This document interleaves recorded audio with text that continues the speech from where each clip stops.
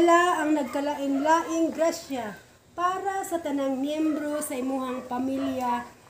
Maayo unta nga imong abrihan ang pultahan sa inyong mga kasing-kasing para ang mga grasya sa kaluoy mudagayday sa inyong mga kinabuhi.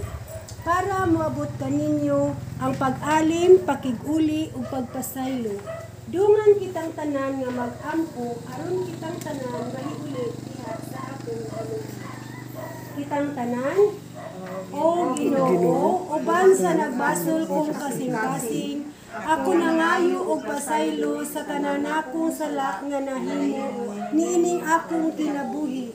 Lakip na ang wala nako pagbuhat sa mga maayong butang nga angay unta nakong buhaton. Nakasala ako kanimo nga labaw kong gihigugma sa tanan. Sa imuhang kaluoy maninguha ako sa pagbag-o sa akong kinabuhi ug maglikay sa mga butang nga modala kanako sa pagpakasala. Amen.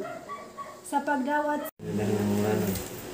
naghandom kami nga ang imong sinsya makabag-o sa among kasing-kasing na mahimong ginasinag tanan mahigugmaon ug mas pasayloon aron mahimo usab kami nagihanan sa kaluoy ngadto sa uban.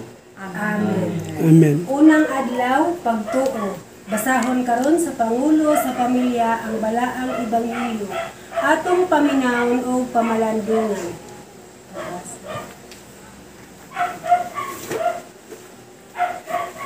Basagitan sa Biblia.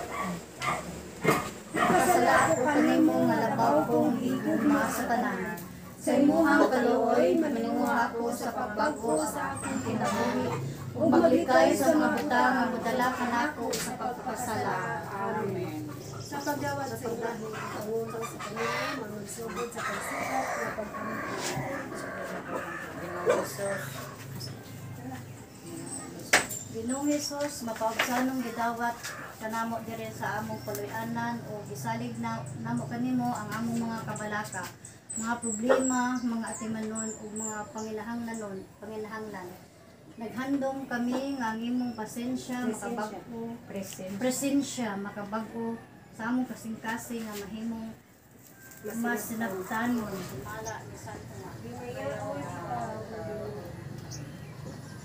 Pagkagabi na datong Domingoha, nagtigom ang mga tinunan sulod sa lawak.